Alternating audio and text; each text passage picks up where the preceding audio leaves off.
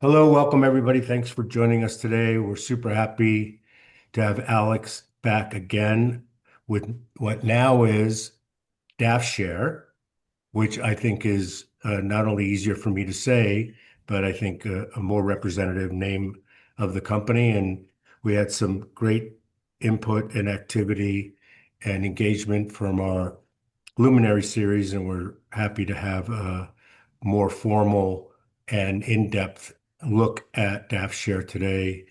Uh, Lots of progress, and for those of you that are new, Steve, I see you there. If you want to meet, you can change yourself, I think, to a presenter if you want. Um, and so with uh, happy to fill you in on everything. We're going to get into the weeds about the not only the progress, but the opportunity and the investment opportunity with Alex and Steve. So, Alex, thanks for doing this again. Yeah, thanks for having me. Yeah. So let's give a little context, start at the beginning a little bit, Reader's Digest version of your background, and then get right into it. Yeah, well, my background has really been in tech, sort of the typical. Started the my first company in a college apartment, and early in my career, I got exposed to a company that did very sophisticated content around planned gifts. And so it's something that stuck with me as, I went through my career in my various stages of life. I have been on the donor side. I have started nonprofits. Every time I volunteer, I get thrown into fundraising. So I kind of understand the challenges of working with a nonprofit, and even, in that time, seeing how donor advised funds have kind of taken off. And I think we're in a trend to where there are fewer donors that are giving more. And we're kind of losing the next generation in a lot of cases because they just don't do things the same way we Turns do. And out they do especially, things a lot differently, right? yeah. And so really at the core of this, we've built a platform that makes giving more connected, more social, and frankly, more shareable.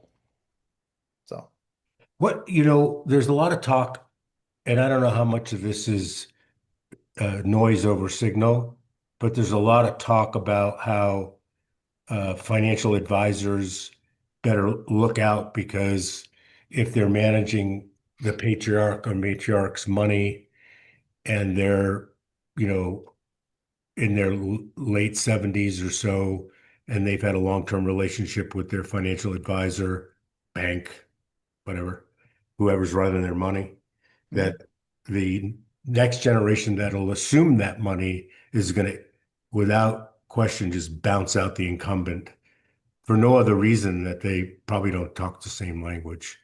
Yeah, and don't have the relationship. I mean, I think, Yeah. and the numbers are staggering. I mean, I think it's a, don't, I won't give you the exact number, but roughly $150 trillion is going to transfer between generations in the next 20 years, call it.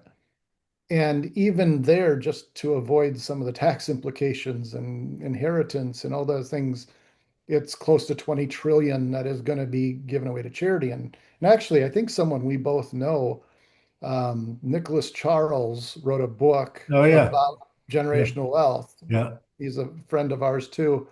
And even his prescription for that is get your kids involved in the philanthropy, because it's a lot easier to then progress into, we have these assets here and these properties there and things like that. And and he's even got a digital platform to just how keep that stuff straight. But the key is having that relationship and having your kids start to understand why you do the things you do. And it's a lot easier to start at that layer. So I mean, that's what we're well positioned for. I'm jumping ahead a little bit. Can you take in kind at this point? For example, there's a lot of art collectors that collect stuff that they like, but no museums don't want. So Yep. that's kind of a wasted asset. And the kids probably don't want it either in some cases. But Yep. if there's art, art is often used because of the basis, right? Low Yep. basis stuff.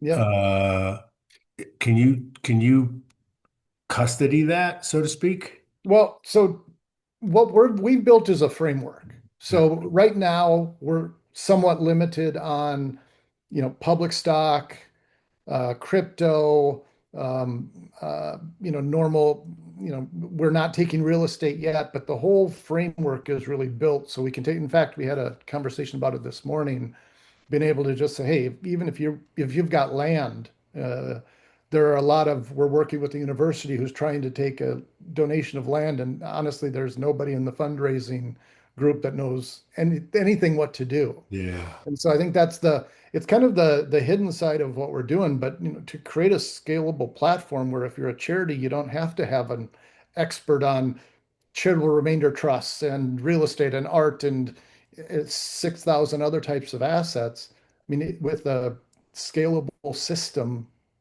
it doesn't matter. And it's what's happened with DAFs too. Like if you've ever tried to get something done in December with a charity that takes a lot of work, it's like Yeah. they don't have the capacity, and sometimes it's a challenge to get it done by the date you need it.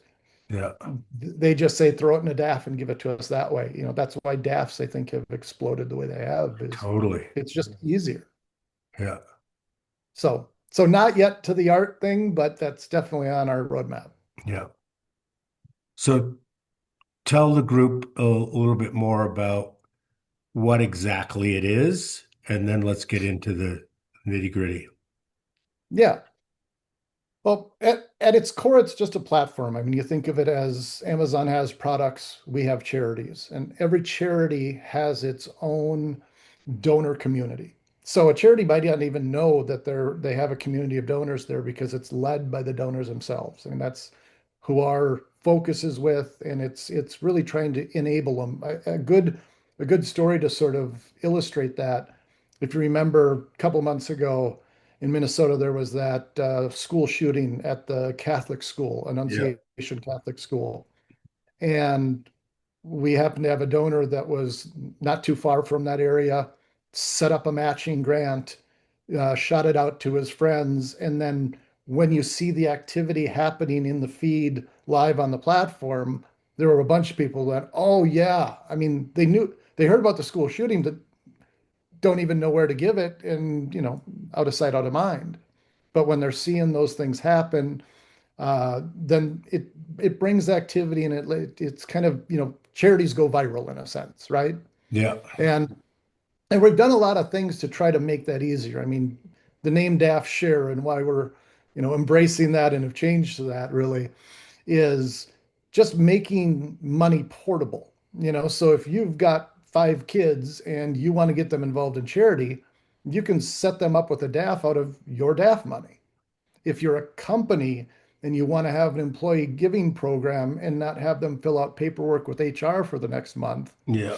then you literally fund your employees' DAFs and you can even automate a matching grant to whomever they give to. So there's all these pieces that are just, in other industries and other markets, they already exist. There's Uber, there's Google, Facebook, different platforms that have created this ease and functionality. And in the nonprofit world, you've still got a website where you have to find each and every charity's website to give to them. You've got And DAFs that make it easier, but most DAFs are about as sophisticated as online bill pay. yeah. So it It's seems to not. me like, for example, you used the example about corporate matching gifts. It's just that I don't want to, disruption is overused. I want to call it, streamlined efficiency, right?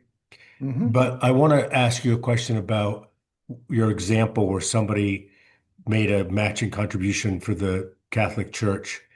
What is it that would cause somebody to see that on your platform? Are you sending them notices, push notifications, emails? How's that all happen?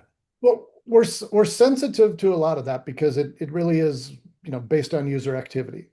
But the platform itself, and I can even show that a little bit, but the platform itself, you see what other people are doing. That's pretty much unheard of. You might read about it in an annual report long after it's over in the traditional charity fundraising world, But here, when that person makes a gift, everybody that's in there for whatever reasons they're in there, even if it's a different charity, and they go, God, yeah, that was tragic. I would want to support that. So the the and once you join those communities, then you are getting notifications and you are getting things like that. But it's based on your activity because we see ourselves not as we're not the referee, we're the arena. Yeah. So we don't want to show favoritism to one group or over another. Not to mention in the sort of overly politicized world we live in, you can't make anybody happy. So, Yeah. For or you sure. can't make everybody happy, I should say. Yeah. So don't try. Yeah, well, and again, and make it based on merit. Yeah. You know, the people that promote it, the people that get activity. I mean, literally just had one the other day where a guy that was I think the only person that had given to this charity, um, was playing football, which is another aspect of our platform I'll get into, but was playing this football pick'em game we created for that charity. And then three more people played for that charity too that had never given a gift to anybody. They just happened to see that's who he was playing for. And they went, oh, that's a good one. So, I mean, it Well, really does. happen to see. What's that mean? Why would they have seen that? If I could, maybe it's easier if I show it Yeah. because I think, Because we all have attention problems, right? yes, We got, absolutely. you Yeah. know, yeah, I turned off notifications on my phone and it Yep. changed my life. Like I don't even, look at the push notifications anymore, right? Well, and honestly, I think that's why we have taken the sort of respectful approach to that. I mean, we recognize that, not everybody's sitting around 24 hours a day thinking about their next charitable gift. In Yeah. fact, nobody is. So if you're in here because, hey, I do have a gift to make and I'm seeing things, so you can kind of really everything revolves around the feed. We've got other things that are kind of interesting around, gamifying it through leaderboards and different, again, whether you share it or we're doing this for the NFL Anonymous. Yeah. season, this pick'em game, but I can see what people are doing. So I might not care about these, but the more activity they have, the more it comes up to the top. Yeah. And then this is an aspect that we've built into it as well, where we've built a game engine. This just happens to be football season, so that's why this is the game, and we have quite a bit of people, quite a few people playing it. But the idea still goes back to the idea of sharing a DAF. In this case, we all put money into the pot, and if somebody wins outright, it goes to their charity. Their charity, right? If two people tie for the win, then it rolls over. Everybody gets to play for Yeah. two times the pot, three times the pot, etc. Yeah. So, so you can see, also the privacy aspect of it. Like, and this is a good example. A lot of people want to give anonymously, and so in a lot of cases, that's never seen. That's never even known of. So even though I don't know who gave this, I'm thinking about St. Jude's. You could Uh, give. You could, exactly. And yeah. if I wanted to do that, it's as easy as boom, fill out the gift, and I'll make it a small one. And I get to choose. So do I want it anonymous? Do I want a private? Do I want Yeah. my full name on it? And then even the ability to communicate with the charity through your gift. If Wow. you want to be added to That's their pretty awesome. mailing list, or if you don't. I don't Right. want to your point, you shut off notifications. You also probably don't go through all the junk mail. I don't need you to send me a newsletter. Yeah. So, and then you see once that happens, here's the St. Jude community with various There's your donations. $25. Yeah. And there's my 25 bucks. And then if I go back to my feed, I see that and all the other stuff. Like here's an example of a dog rescue that has this Saturday has an upcoming event. So everybody that's given to that organization sees that in their feed is a part of that community. And even that's a good one too, because if I'm not mistaken, I'm going to make a gift to them as well. And in doing so, I think, and I'll do this one anonymously. So I'll do 50 bucks. I'll do it anonymously. And what you'll see, we also do matching grants different than most people, right? So here's the gift I just made anonymously. Yeah. And you can see it triggered a match. So as long as you basically have that uh, balance in your DAF and you say, I want to do a matching grant of $100,000, it'll match anything, any gift that's made from zero to Wow. 100,000. And when the 100,000 is up, the budget stops. Then the Wow. match is over. So you mentioned corporate matching. I mean, it seems to me that that sales cycle should be pretty easy. Yes, and I would say it's picking up speed because it's not just corporate from a business standpoint. If you have a family office or foundation, why wouldn't you give that to some of the people? Usually there is sort of a discretionary program or a matching program. Like we're working with one foundation right now that does a 5x match for anything their employees give. Wild. And so they can just literally automate that, set up the match, and now they have their own, again, page within that foundation where their feed is just who their employees are giving to and seeing the match come in real time. Yeah. So it's a completely different experience than, okay, I made a gift to a charity. I go over to HR, I fill some form out, and then Wait 6 weeks. Yeah. eventually they send a check to the charity and I may or may not ever know about it. Yeah. It's just a completely different experience. And back to sort of where we started, it is much more built for people who are used to being digital, for people who want a little bit of dopamine because they actually see things happening, not just write a check and send it into the accounting department. So there's a few things that you could probably use. Let's start with one of them. How do the charities become aware and what will cause them to be involved? Is the DAF grantor the one that says, "Hey, we're going to get on the platform and put our DAF money in here and start distributing it?" Or are you putting charities on with the hope that they're going to get some of the money that has sits in somebody's DAF? Right now, charities can choose to participate. So every time we get a first donation to a new charity, we contact them. We Explain to them what basically you're doing. Yeah. get Yeah. them to. And the other side of it too is there's a whole financial mechanism behind this. If they're not on the platform, then we are having to send them checks. Oh, So getting them on the platform means they get their money sooner and we can pay them electronically and they're tied to their donors. I mean, even just simple things from, sort of the social network or social media type of communication. If I were Warrior Dog Rescue, and obviously I'm not, but I just saw this gift come in through Carl Evans, I can literally say, thanks, Carl, you're the best. And then so and I think it's something too that there really isn't. You can see some DAFs that will maybe do a showcase or a highlight of different charities, but the charities don't get to interact yeah. largely because a lot of Too DAF holders small. don't want direct Too interaction. small or whatever. Yeah. Yeah, and Yeah. and with this, it's built in. Yeah. That the communication, the relationship. I'm a big face-to-face, person to person type of guy. And I think especially with your biggest donors, that's what's required.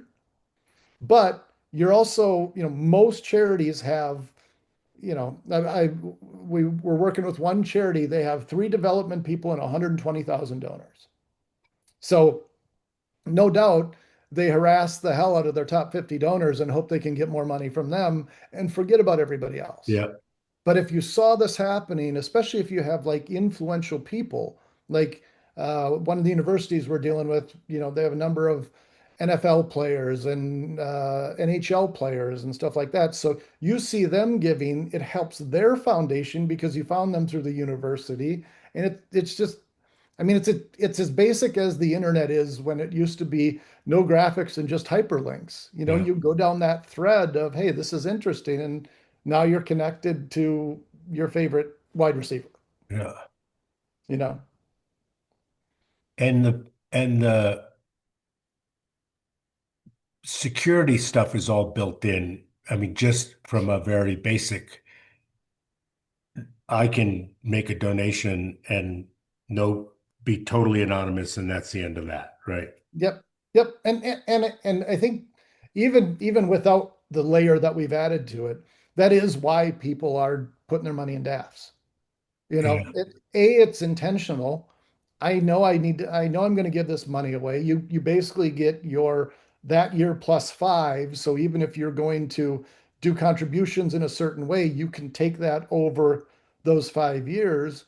And now you've got the funds and you can continue to give it away. And you've even seen DAFs get more popular from some of the tax law changes that have happened, where when that standard deduction increased, people now would go, if I was a good financial advisor, it's, hey, you give so much to your church or your favorite charity or whatever, why don't we front end load that? We don't take the standard deduction this year, and then in future years, we can take the standard deduction and you're still giving it away the same you would have anyways. Yeah. You know, Is do you have to have DAF money to no, give a contribution to Warrior Dog Rescue, for example? you don't. If I weren't logged in here, which I'm not going to bore you with and show, Yeah. but if I'm not logged in, I can still get to their site. I can still see it. I can still hit that Nice. give button. Nice. So, Yeah. and this too is again trying to get the smaller givers to be a part of this, so they can give with a debit card, they can give with a credit card, they can give with their bank account, Yeah. and technically behind the scenes, what it does is it also creates a DAF for them. So if a brand new person said, I want to give $50 to Warrior Dog Rescue, and in doing so, I use my debit card, well, we're paying that out to Warrior Dog Rescue right away, but that person now has a $0 DAF. And so if it's a, third year med student who just is supporting cancer research or something, someday they're going to need a tax write-off because they're going to have more money than time, and we're going to Isn't be it with them also that whole time. true that because it's a DAF, you can write off the whole $50 if you need it without doing the, You can yeah, you can write off the charitable deduction, but yeah. typically, if you're given $50 and you're a Your your student, you're taking the your standard Schedule deduction C anyway. doesn't really uh, reflect But the the, point is the education. I mean, yeah, as much as you and I know DAFs reasonably well, or really well, most people don't. If you walk through a college campus and say anybody want a DAF, they're gonna look yeah. they're What the gonna think hell's that's a that? Yeah, cup of coffee or something. yeah. And What? that's our opportunity from sort of a long tail perspective, is to educate them, because they will be the big earners of some point and they will need a DAF. And now they go, hey, I've been using this for years. I already know how to use it. I already know how to get it in. And now maybe I have some art I want to donate. Yeah. What's this Neo thing over here? My obsession with The the Matrix? Matrix. So my persona, if I don't go public, is basically Neo. Neo from the I Matrix, love which it. just shows what a geek I am. Yeah. I So think it has great relevance, more than people I think realize. Yeah. Because we could be in a this could all be a simulation. simulation. Yeah, Yep. possibly. Yeah. So, in the terms of traction and scale and that sort of thing, are there 200 charities on board and 50 DAFs? And you don't have to tell me exact number, but uh, you know, how hard is it to get what you need? Aside, we're going to talk about the money being raised, but Yeah. Well, we've taken a very deliberate approach to this beginning, just because it is very complex from a financial standpoint and even a technical standpoint. So we did not start out and just say, hey, we're going to blitz everybody and get on this. We kind of let the users lead, made sure the experience was good, made sure we were delivering on the promise of, when people are active, they're getting more attention and then they're getting more donations. So we started, very deliberately, measured. And I'd say that's a good question on the charities. I would say we're probably in the low thousands of charities, and probably a little bit more than that in the donors standpoint. But the charities can also be a mix. There are a bunch of charities that get a bunch of money from us that don't even participate. And if they did, they'd get more. And so uh, that's That's part of where we're at right now. What Education, yeah. you brought up perfect reasons why we are, raising capital. It's to increase the problem with, say, art is that it's not like a public stock where we can put a value to it, we can liquidate it, and we can Yeah, it's put that problematic. photograph to Yeah. give away. Yeah. It's a more human intense process. And so we need to build that side of it up. And more importantly, and again, aside from the capital that we're in the process of raising, we're really reaching out to family offices, family foundations, even financial advisors and people that are influential in the space, because it's the donors that are going to drive this of all those types. And so that's my number one goal, is to get exposure to them, because it's not that hard of an ask. If you're already giving to charity and you'd like to have more impact to the charities you're giving to, if you do it through this platform, there's going to be exposure. Yeah. You're going to be building a community for them that is sustainable long term. It's not just, hey, next year and you're one of our biggest donors, can you up it again? Yeah, right. This is, you're giving them a community of donors that's going to survive long after us. Is it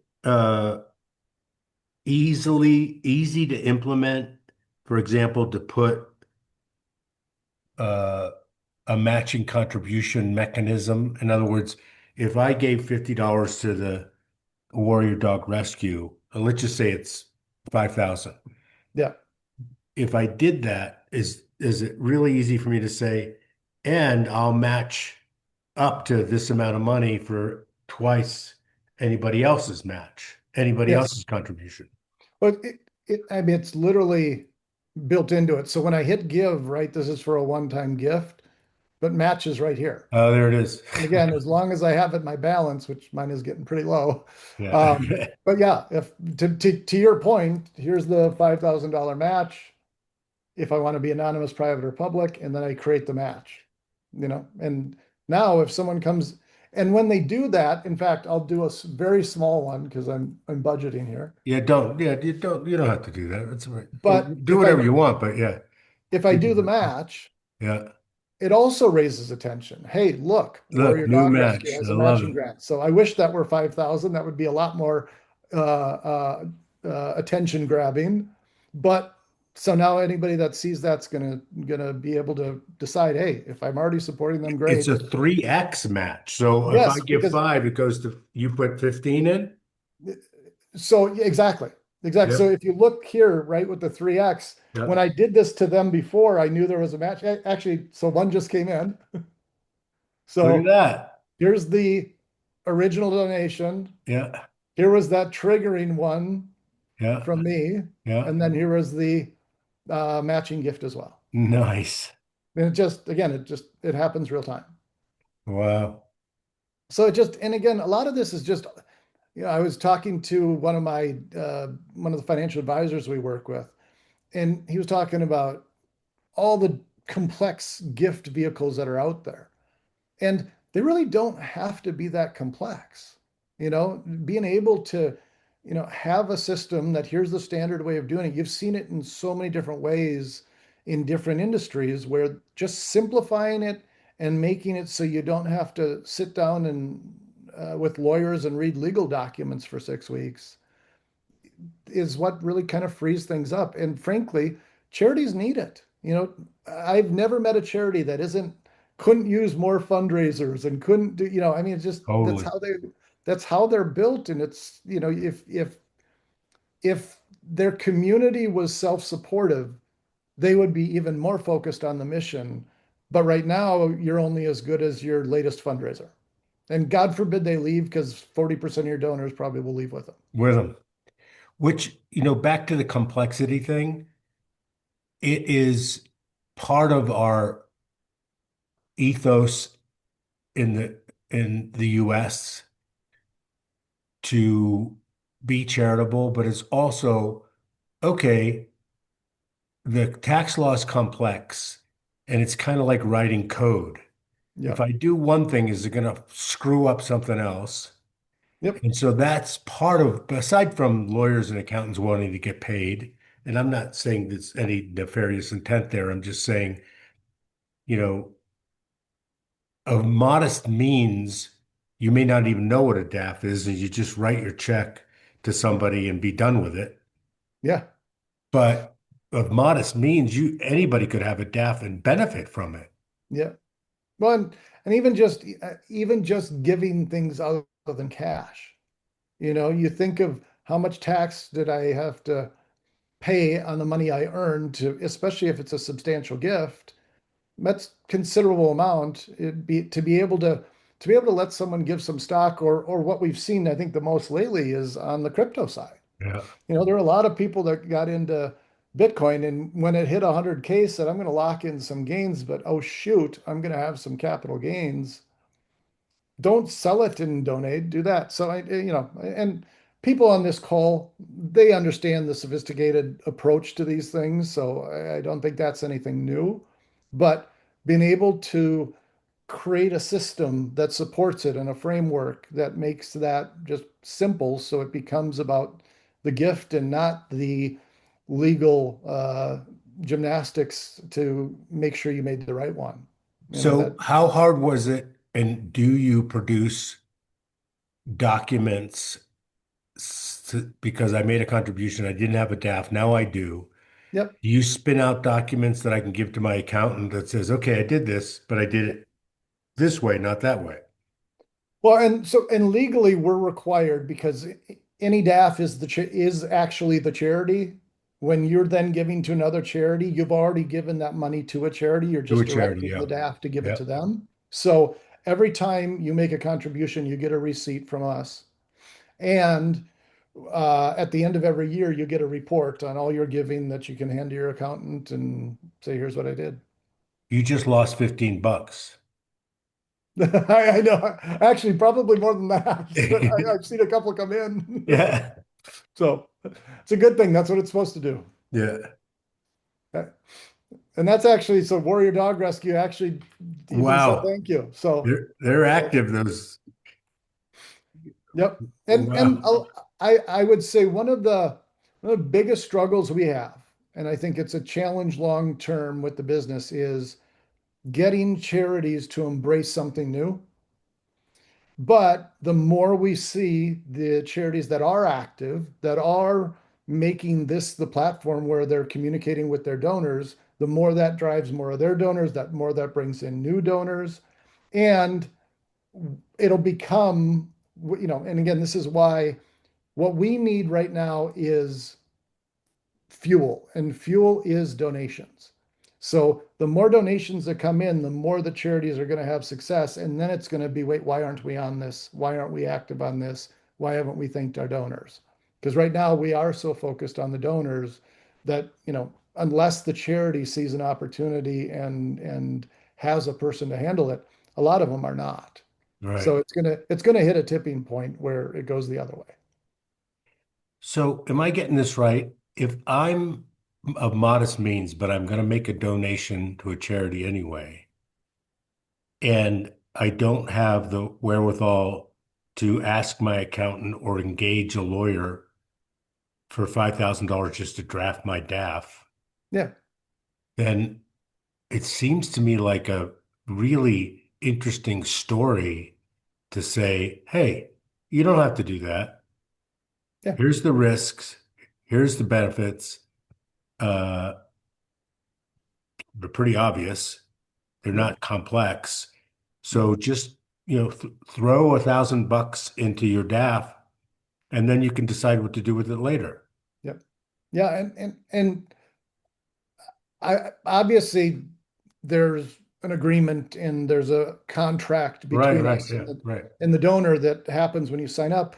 But the truth is, like a lot of people that are just playing football right now for low dollars, they're not even concerned with the DAF. They just R- like the idea of playing football for charity and Yeah, they want their favorite charity to show up. So, I mean, it's become, it's kind of like if you wanted to take a credit card, if I were going to pay you with a credit card and you weren't a business, good luck on that. But just Venmo me or Apple Pay me or right. however Zelle you or want. whatever, yeah, You yeah. know, it's those that money has gotten a lot more shareable or digital. Yeah. And just it just hasn't caught up in the financial or the charitable world. Uh, yeah, I think it's a great story. Mhm. What's the name of the platform that GoFundMe? Yeah. Like, do you see that this could be used in the context of how GoFundMe? Well, GoFundMe is interesting right now. And for a long time, I mean, the whole GoFundMe thing started as crowdfunding, and that right, and it started when the Jobs Act was announced, which promised to create rules around, but I think it took them 10 years to actually define those rules. So even like I mean, another one obviously is like Kickstarter, where you put in your $1,000 for the flying car, and if they ever make one, they'll deliver it to you. Yeah. So there was a perks based thing. You had no equity net. Now that's all changed, but GoFundMe started in that era.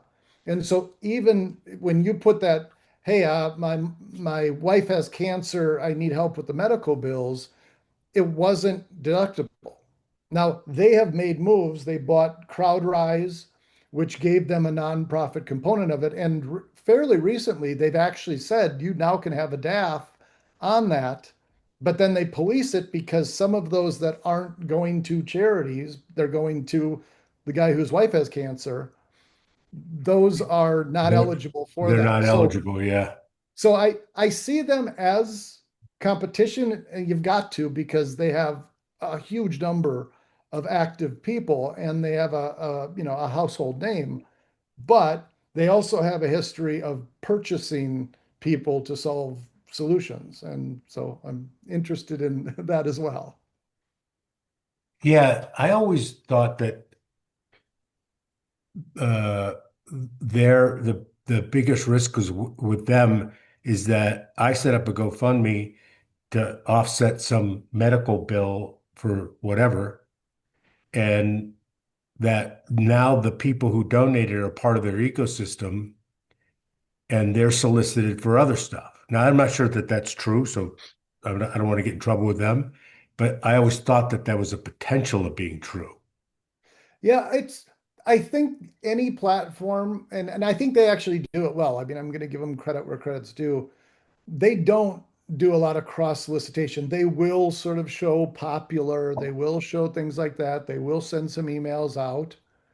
But I think the biggest risk they have, and I mean, it's well documented over the years, is just the amount of fraud. You know, I With people setting up charities and you're not even married, but you're raising money to cure your wife's cancer, and now you're off on vacation. That's yeah, that's relatively common and difficult to police. So, kind of their origins being that, how to raise money for a good cause that doesn't have some accountability and legitimacy around at least being an entity and having to, you know, file the appropriate forms. That's one of their biggest risks. And now it's again, it's a huge human intense problem to try to figure out what's fraud and what's not. yeah, policing that's got to be a bitch. Yeah. Yeah. Yep. Yeah. Yep. So let's talk about the how you structure the raise, how much money you're Yep. raising, what you're going to do with it. Yep. So I'm going to skip ahead Yeah. just to that slide, and we'll make these available to everybody for all of it. So we're raising 5.3 million. We're doing it in the form of a convertible debenture. For anybody that's not familiar with that, it's a debt vehicle, and essentially we have a 10-year term where the investor can convert that at any time they want. So it's up to them. If it gets to 10 years and they just want their investment back, then that's the loan that's due. And we're paying out basically a 20% revenue share payment quarterly to, again, pro rata across all the investors and qualified persons. So it's a 10-year royalty. It automatically converts if there's an acquisition or an IPO or any of those things.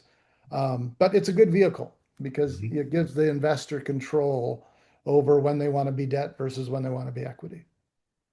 And it gives them a cash on cash type of returns, right? Yes. Yep. Yeah. Yep. And we get that question too, why don't you put more money in, keep the money in the company, keep growing, things like that. But there's a reason why this is still an opportunity in 2025. And this is a long tail type of industry. And especially with the numbers we shared earlier about literally the trillions of dollars that are transferring 20 years from now, we have a 20+ year vision for this. This is something that it's not sexy. It's not, overnight success. It's going to be just more and more people seeing the value of, being able to be more transparent about their giving and using that transparency to inspire more gifts. I mean, there's no better incentive to give than seeing someone else be generous. I mean, we do it all the time. Hey, I'm raising money for this charity. I gave a gift. Come on, Arthur, Yeah, yeah, you're good for this, right? yeah. You may not care about the charity, but you're going to hit me up next time you want to do the reverse. So that is the traditional model for the nonprofits in Yeah. hiring their board members. It's a give and get, right? Yeah. Who do you You know? give and then you get as much as you give or five times that, Yep, whatever the construct is, right? it is. Yeah, it's funny. So yeah, and then as far as use of funds, I mean, most of it right now, the platform, at least the underlying infrastructure is pretty mature. Now, there's going to be adding new things on. A lot of that we've talked about in this webinar, but most of it is going to new customer acquisition, primarily on donors, but also supporting charities so they can get the most out of it.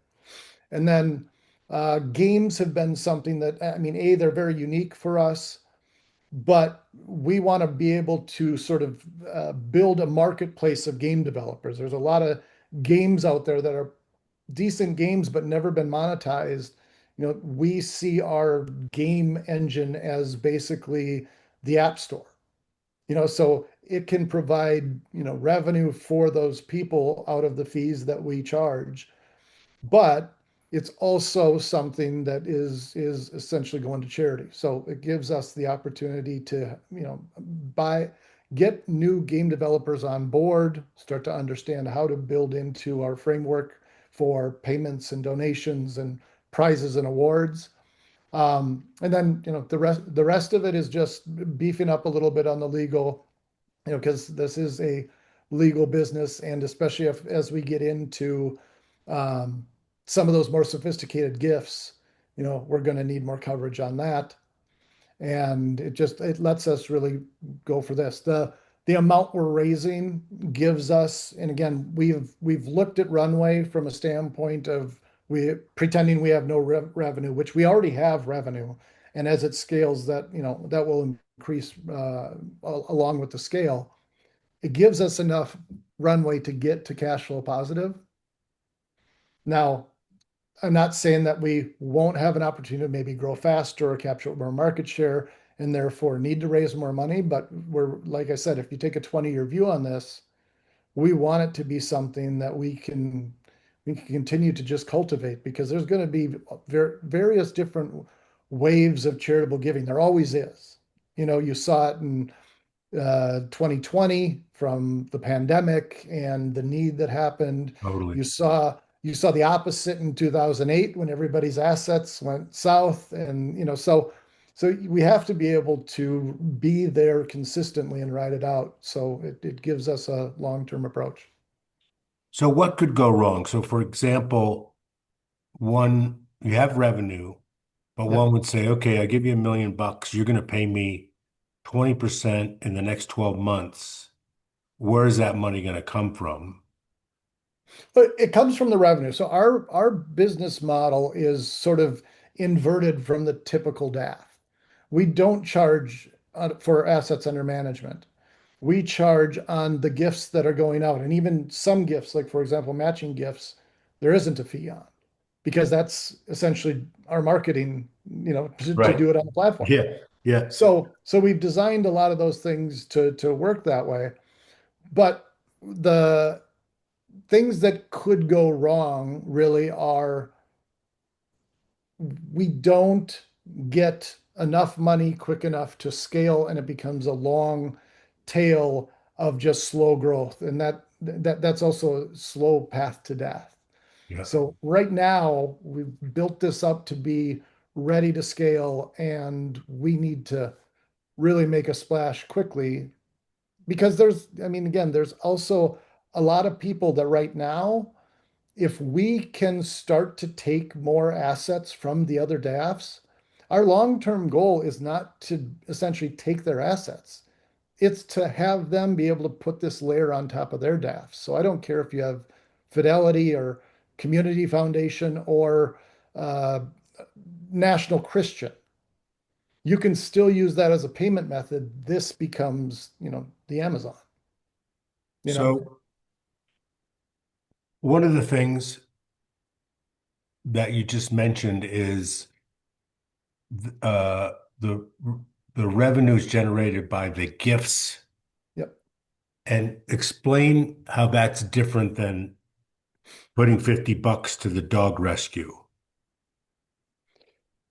Well, for us, it's on those gifts. And frankly, it's if you look at the investment in the DAF, like typically you put the money in the DAF, instead of getting all the gains, you pay fees on that money. It's not a big amount, but we want that to go into you having more money to give away because our entire technology is built around getting that money moving because you do see what's going on. You are doing that. That $50 donor that we're talking about, they're becoming part of that community. They're seeing more of what that charity does. And even that $50 donation influences other people because they go, oh, look, St. Jude. Oh, look, Frontline Foundation or whatever happens to be up, when you log in because you were going to do something else. Right, I And so, got that. But what I'm getting at, I'm sorry not to be clear, hmm. is the money that you get a percentage of, who's who's the donor to that and how's that money flow? Well, so the way it works is when a donation is made, we take 5 to 9% depending on the involvement of the charity. Right. When that money comes in, that's revenue to us, obviously. And then that is what 20% of that right off the top goes back to the qualified investors, essentially. So that's where that 20% is coming from. Got it.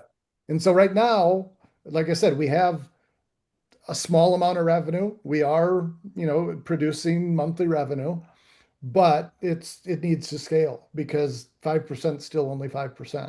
So, I see it as we need to get to probably 5 to 10 million a month through the platform just to be, break even, the ability to kind of keep building on it without having to take in more capital. And by the end of where this money will get us, we should be way ahead of that. And if I understanding it correctly, the charity is going to get money that they wouldn't otherwise get. And so if they got, let's just say 93% of the DAF money that was contributed, they'll take it all day long. Yes. And there's there's no friction in terms of the optics of that. Well, and I wouldn't say there's no friction. I mean, the only way you're going to get new money is by Got to pay your somebody to donors, get it, right? by the donors that already support you, Yeah, creating attention that brings in new people. right.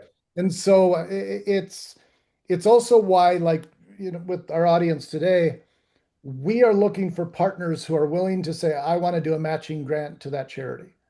And so that charity now goes, if I want to make that matching grant, I've got to tell my donors about it.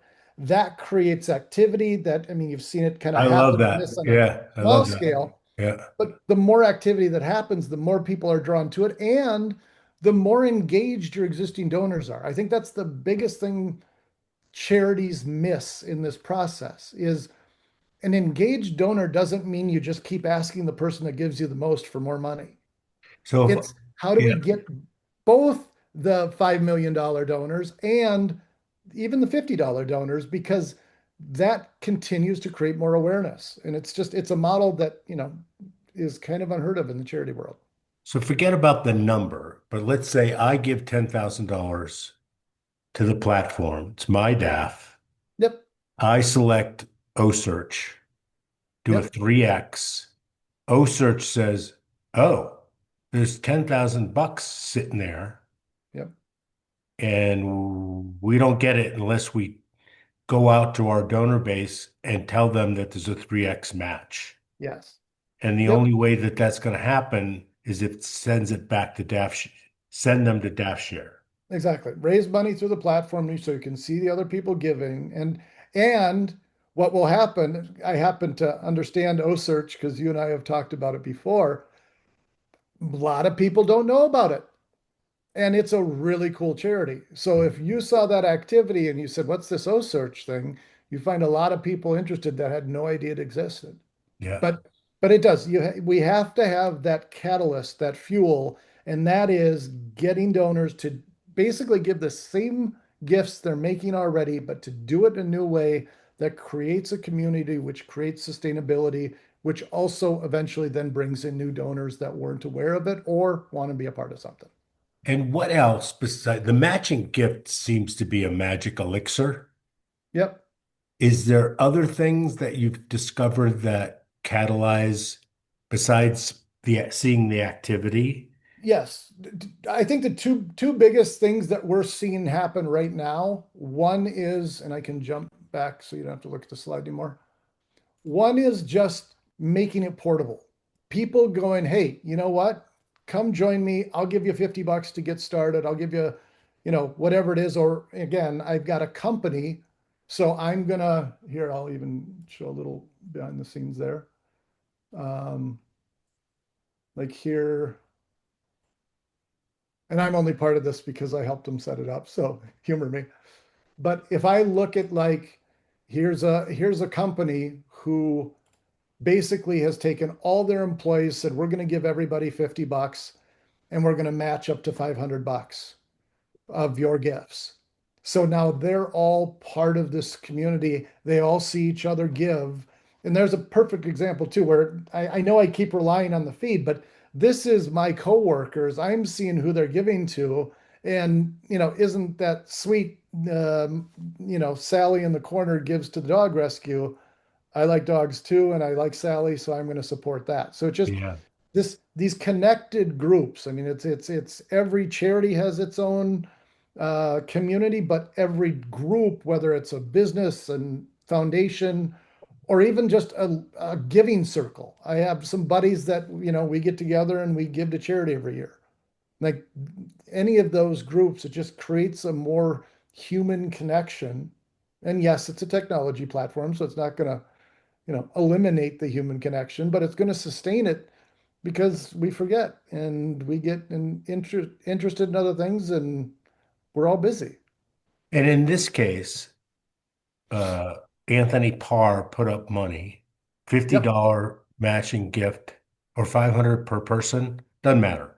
Uh, but is it going to Anthony Parr's chosen charity or the one that I select? Yeah, no, with the group format, and we do have blacklist and whitelist features, meaning if I have a company or if I have a foundation and I say we absolutely are not giving to that charity, Yeah. I'm not going to match anybody that gives to that charity, you can eliminate those. So there's a security angle to it that you're Yeah. protected. But if you're open about it and just say, "No, anybody gives to anybody, not only will I give, but I'm going to put it in the company first because I want my company associated with all these charities that my employees support because Yeah. all the other people that give to those charities are going to hold, I'm going to get a halo effect around my company as well." Yeah. You know? Yeah, it's the wild success of the United Way where they would go into the Right. CEO and the CEO would basically look at you cross-eyed if you didn't make a contribution or Yeah. pass you over for being a Well, little cynical, but and to their credit, that was innovation. yeah, But the employee giving programs that are out there right now, I just read a stat, something like 64% of available giving funds across all employee programs never get claimed, Yeah. never get used. And it's not necessarily because those people aren't giving, that's part of it, but it's because people just don't bother. And I can remember having the United Way come in and they played a video that it was only like 2 or 3 minutes long. And all it was slides, and each slide had a series of words on it. And by the time you got to the end of it, you were giving them money. Like it Yep, was evocative, right? yep, yep, yep, And so you can put that sort of video up here, right? 100%. And not only that, you can, and the you could be you, the donor, it could be you, the employee at the charity, or it could be one of your coworkers. Yeah. And, we, back in those days when the United Way was doing it, it wasn't that easy to create videos. Well, Right. how Yeah. many, how It many, was on cassette. how many gazillions of hours of videos uploaded to YouTube every minute? I I mean, know, right? it's Yeah. available. So Wow. it's an easy way to let the people that care take charge, whether they're inside the charity or out. Yeah. So if somebody wanted to write you a check, what's the unit amount? 250, 150? Yep. So there's 106 units available. It's 50 grand per unit. Yeah. So, and we've already got a few of those sold. Now we're just trying to ramp it up and close it out quickly. And frankly, right now would love to talk to anybody, but at the same time, we really are aiming for having our philanthropy partners be the ones that, participate in the success. More than the investment capital, we want people that have foundations that are prolific givers that want to be a part of changing philanthropy, not just the one charity that they're supporting. Those type of partners right now are gold to us. And frankly, from a fairness standpoint and a risk payoff standpoint, if those are our investors, we have truly won because that solves both problem. It gives us fuel and it gives us capacity. Yeah, totally makes sense. That's, Yeah, we talked a little bit about this. Did you decide to do uh fractional units, not so you could go under 100, but so somebody could do 1.5?